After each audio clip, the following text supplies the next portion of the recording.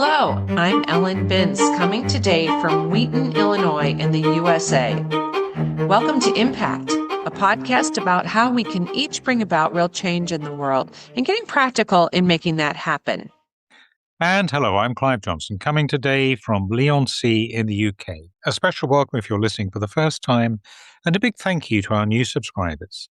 Each week, we look at one aspect of how we can connect our hearts to offer healing for others with our collective intention, prayers, and meditation, and go behind the headlines of a critical happening in our world that needs our attention right now. In today's episode, we take one of these regular deep dives to more fully understand and tune in with something many of us may know only a little about, but I'm happy that many more will know when we're done. Yes. And see where we might hone in with our prayers and intentions. And as we record, it's March 11th, 2026.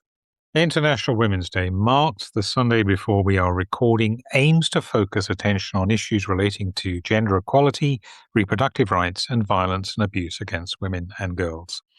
It celebrates progress, but also warns that hard-won gains on gender equality are being reversed. Similarly, the International Women's Development Agency say that women's rights are being rolled back in many countries, with basic freedoms under threat and protections being stripped away. The increasingly anti-democratic policies of some governments, weakness of some justice systems to offer protection for women who are being discriminated against, and withdrawal of US funding for the UN Women's Aid are said to be contributing to the backsliding. As the 70th session of the UN Commission on the Status of Women takes place at the headquarters of the UN in New York this week, we take a look at the state of gender equality in legislation and practice, and the threats and opportunities that stand in the way of many women achieving full equality with men. As always, we'll return later to see where our prayers and intentions may be most needed. What's the global picture? This is what I want our listeners to remember. The World Economic Forum's 2025 Global Gender Gap Index shows the world at about 69% of the way to achieving gender parity. So, at the current pace, this would mean full equality is projected to be more than a century away. To be precise, around 123 years. Extraordinary. Yeah, that's a great fact to remember. Yes, that's longer. It's around the same time, isn't it, since universal suffrage? We were just questioning when there was universal in the US. Yes.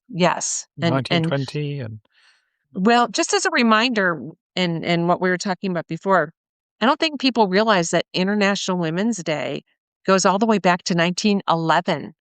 In the U.S., it began. The first idea of it was in 1909 due to labor and suffrage, and we didn't have the vote. There were labor disparities, and so they started thinking about it. But the first celebration was in 1911 in the U.S. And then remember, women got the right to vote in 1920, the 19th Amendment in the U.S. It was about the same in the U.K. I think it was, yeah. I think it was early 1920s, yeah. Yeah. But then in 1975, during the UN's International Women's Year, that's when it really ramped up and started being celebrated across many countries and really became international. And another little factoid is that the color for celebrating International Women's Day, the main color is purple. They also use green and white, but purple signifies justice and dignity. So that's one of their main concerns. So that's just a little history. Yeah. And some countries and regions have made notable gains toward the end of this index, trying to increase this index in recent years. And for example, and I think this is interesting, Bangladesh, the UK, go for you, and Benin have recently improved their scores by several percentage points, but others have stalled or declined, meaning that overall progress is modest and fragile. Recent gains have been strongest in women's political representation and in economic participation, with small but measurable increases in women holding public office and entering or remaining in the labor force. However, UN analysis ahead of this year's Commission on the Status of Women, which is, as we said, now in progress, warned that women's rights are regressing in many contexts as laws have been reshaped to restrict women's freedoms, silence their voices, and allow abuse without consequences. Mm. Now, the Commission on the Status of Women is particularly focusing on Africa for this meeting. I don't know if you saw that, No, I but didn't read that. No. Mhm. And whether a concern with the backsliding, particularly the UN Sustainable Development Goal or goals, we know that a number of those includes their gender index. And a review recently noted that in 17 countries, gender equality scores declined between 2019 and 2022, and highlighted that if similar trends continue, global equality levels could slip below the 2015 baseline for achieving this particular SDG or development goal. In its analysis marking 30 years since its Beijing Declaration on Women's Rights and Gender Equality, the democracy-supporting non-governmental organization International IDEA also warns of a wider backlash against both gender equality and democracy. This includes the effect of populist politics that target women's rights, shrinking civil space, and disinformation that portrays gender equality as a threat to family or national identity. The organization's analysis examined the situation in 174 countries between 1975 until 2023, using expert-coded measures of power distribution by gender and of female participation in civil society, alongside observed indicators such as the female-to-male ratio of mean years of schooling, women's representation in legislatures, labor force participation, the percentage of women in managerial positions, and gender disaggregated control of financial accounts. Other indicators captured gender-based exclusion, women's empowerment, and political and economic rights. I had a very quick look at that report, and it's very comprehensive, the analysis. I think that's essentially what this NGO does, International IDEA. It's all about monitoring, so really very detailed. It found that over 30 years, only Europe had improved its gender equality performance from mid-range to high. The Americas, Asia-Pacific, and Africa remain in the mid-range, and the Middle East, despite making the largest relative gains, moved from only a very low to low level.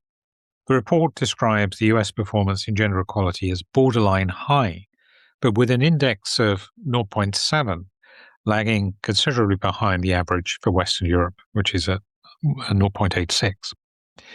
Some countries are now in a worse position than they were 30 years ago, notably Hungary, Palestine, South Sudan, Syria, Vanuatu, and Yemen.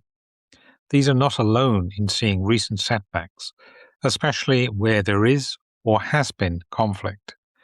And generally, higher rates of gender equality were found in societies practicing greater democracy, although there were exceptions there. Markedly, virtually everywhere, women remain significantly underrepresented in political decision-making.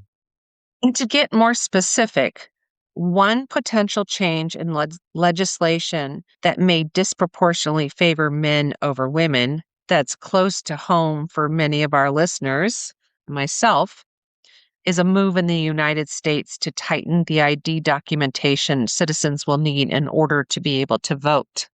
Mhm. Specifically, new federal proposals such as the SAVE Act and state level bills like Texas Senate Bill 16 would require documentary proof of identity, typically referencing a birth certificate, in order to register or update their voter registration.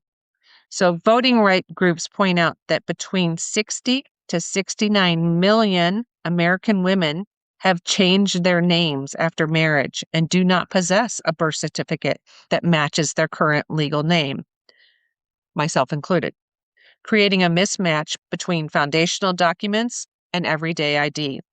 These new measures would require many women to obtain or amend documents, navigate bureaucratic processes, or assemble additional proof, which can be costly and time consuming, and especially raising barriers for low income and older women.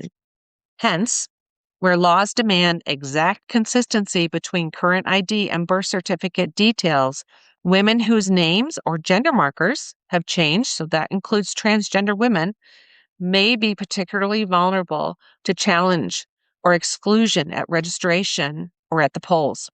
Past analysis of voter ID laws have already suggested that women, especially married women whose documents do not align, are more likely to lack compliant ID, which increases the risk that newer, stricter requirements will have disproportionate effects upon them.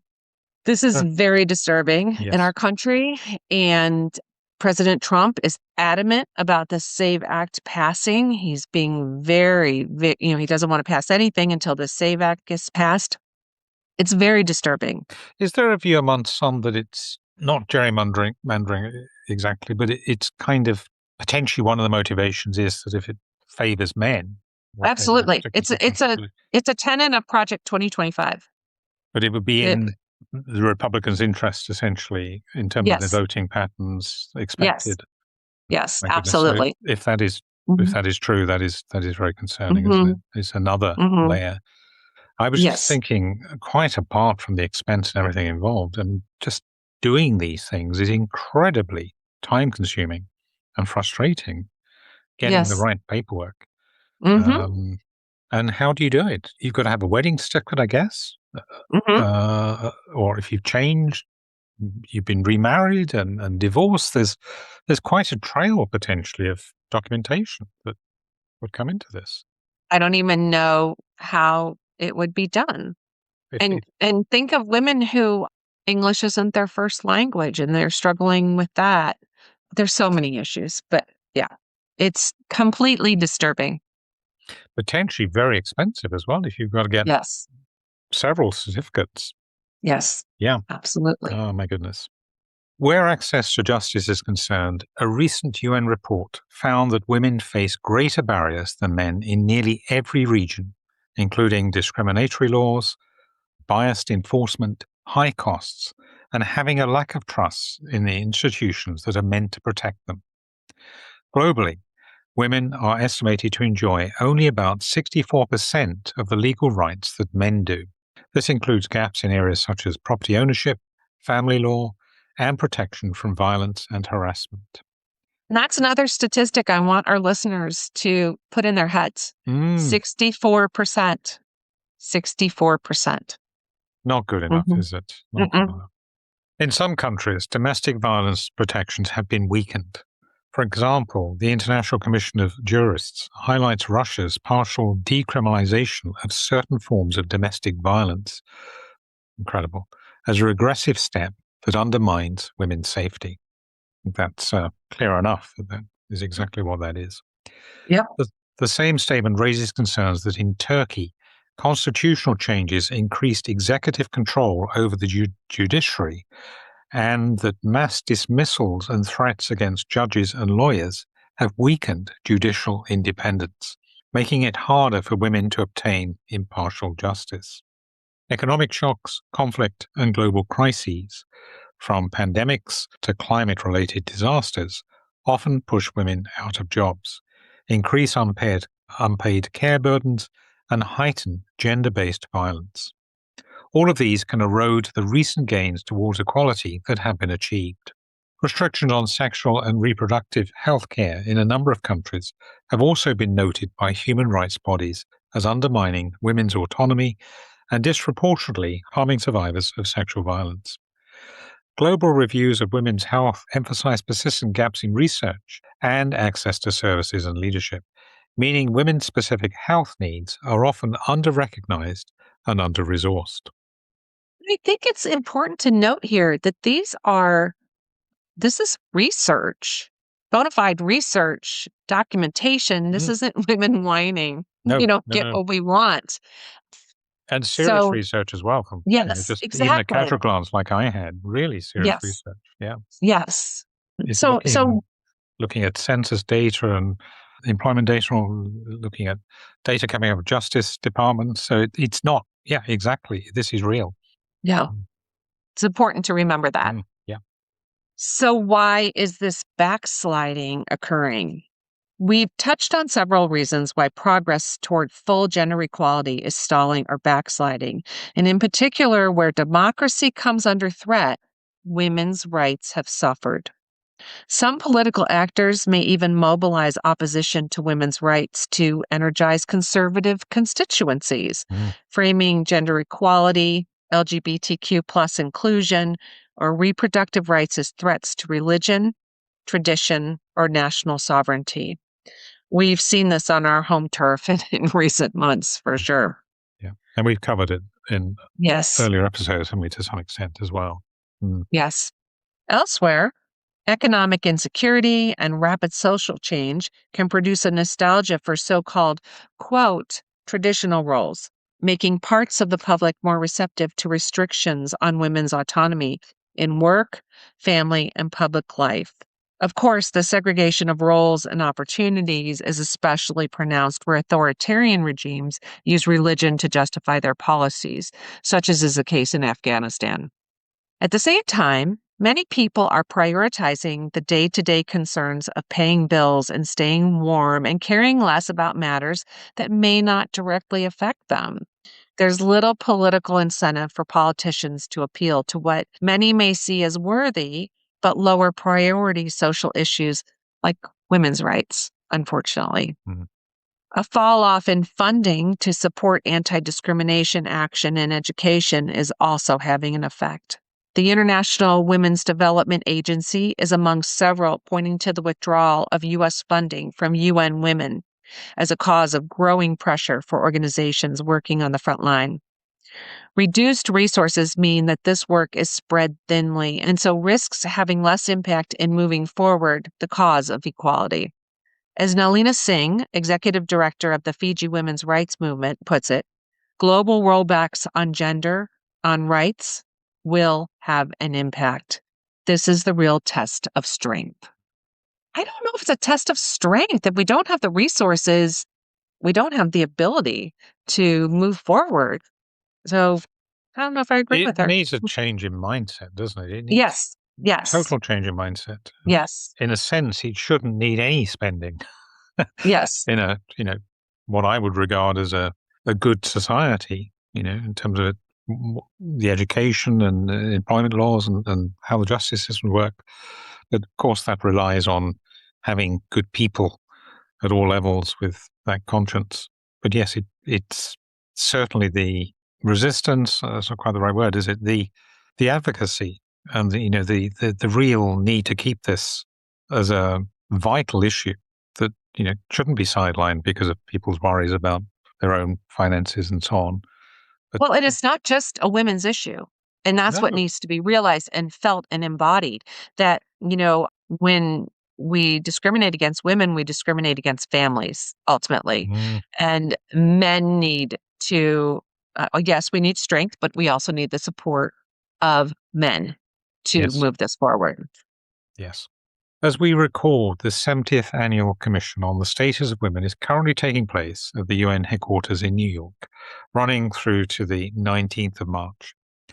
While supported by it, the Commission is actually a separate function to UN Women. I had to look into this to understand this. UN Women is the UN entity dedicated to gender equality and the empowerment of women and girls worldwide. UN Women's work extends to implementing policies, monitoring, and leading and coordinating the UN system's work on gender equality. Given the dire state of legal equality for many women in many countries, the Commission has set as its focus for this year ensuring and strengthening access to justice for all women and girls, considering what legal inequality means in life and recommending actions to close the gap. This includes confronting new challenges, such as the predominance of AI deepfake sexual images that now make up the vast majority of all deepfake content online. That's disturbing, isn't it? Mhm. Very disturbing. Almost all depicting women, and for which the creators and distributors of this abuse usually walk free with total impunity. And this is just one aspect of the Exactly. problems. Just we just highlighted one small. I mean, it's important. It's so important. There's so many issues to look at. Yes. I don't really understand why, we're talking about attitude change. I guess I can only see the world through my own lens. And, looking back over my own lifetime. But I don't, probably the world I worked in, professional world, it was actually, there were, I think, management consultancy, generally it was more meritocracy. And yeah, there were a lot of women who still not enough, but they were well represented, and Mhm. you climb the ladder through your. I'm pretty sure there wasn't much in the way of sexism going on there, but that certainly isn't the case in many professions, many industries. And I just find it. I just do not understand why prejudice is still there and why misogyny is still there. It's just beyond me, really. I just I don't just get I it. just watched a really interesting little meme on Facebook, I guess I have to admit, where they interviewed some men and asked them questions that women have been asked in the past. And the look on the men's faces was like, "What? Why are you asking me this?" What do you do to not appear too aggressive and not appear bitchy? And I was like, "What? I've never been asked that before." And after the line of questioning in their interview, they went back and asked it, and one of the men said, "I was really uncomfortable, and I even felt it in my body." Mm, And so turning the tables, I think, is a great way for yes, us to yes, illuminate the problems. yes. I love that. And so interesting to Yeah, how, very wow, interesting. I never thought it for the men to say it. I Well, I never thought it. I know assertiveness. I mean, this is generalizing hugely. Of Mhm, course, we each have our own levels mhm, of competence and so on here, but and our own ways of being assertive or otherwise. But generally speaking, it was certainly the case when I was growing up that girls going through primary school level were not encouraged as much as boys to achieve in the sciences, particularly in maths and those kind of topics, and to have expectations of a career, perhaps, and even the language. Actually, when you start to look at the language that's used and the way that it's in tone, the way that people speak, a lot of women will almost ask a question. It's almost as though they're asking a question. The voice will go up a level mhm, when there's something there's slight uncertainty about. This was pointed out to me by a voice coach. I used to have an actor's voice coach, actually, and she'd seen this phenomenon really very prevalent. And when she pointed it out, I started noticing it. This slight doubt, and I still hear this even when I'm listening to some female politicians, for example, people who have mhm, achieved, CEOs and so on. There's still this little bit of a doubt that seems to be seeded through the education and the way that we're mhm. socialized.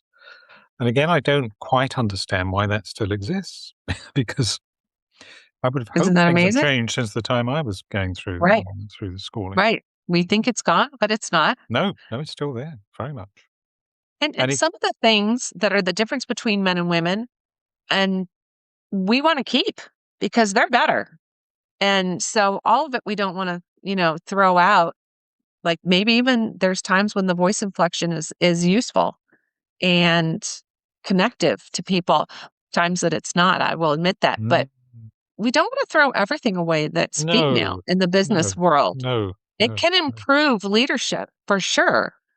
It There's can. so many positive aspects of female leadership they're finding that brings people together and, Unfortunately, there've been some here in the UK a number of scandals actually where the heads, post office, for example, is one example. They were women, yeah, but that's and okay.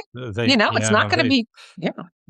so again, it's getting the balance right, isn't it? Really, Yes, knowing that's the way what to say it, is skills getting the and balance what right. attributes complement each other in a positive way, Mhm, helpful way. I mhm, think probably there's still been a bit of a hangover of women in higher positions feeling that they have to mimic and take on mhm, the aggressive style and so on to be successful, and mhm. that hasn't always worked very well, I think. Not I to think say, it's changing that, we're accepting how women can be aggressive, the way that they do it is being acceptable. I think it's becoming normalized a little mm, bit mm, instead of just being called, yeah, it's the passive difficult. what is it? Passive aggressive is the other one that's Yeah. to watch out for, isn't it? That Yeah. can be, Can do that too. Yeah. yeah, that's not nice. Yeah. Anyway, we're not going to probably resolve that one here and now. No. So, where might we hone in with our intention and prayers? This is the point you may wish to bookmark, as always, to come back to. We'll put a bookmark in the show notes if you want to come back to this point. And we're going to mention in fairly quick succession a number of suggestions for intention. Again, you might want to pause between each of these. So allowing yourself a moment just to become fully present, letting go of debates in the mind, letting go of even awareness of what's going on externally if you can, and allowing yourself to connect with your core, the sense of bringing the attention deep within the body and allowing a movement of compassion. As we know, we amplify through the heart. So some suggested intentions. We pray for courage for those who advocate for and defend women's rights in the face of oppression, for lawyers, judges, journalists, and faith leaders who speak against regressive laws or practices, often at great personal risk. We ask for healing for the survivors of domestic and sexual violence and of all forms of discrimination based on gender, and pray that communities will be moved to confront the cultural norms that excuse or minimize harm against women.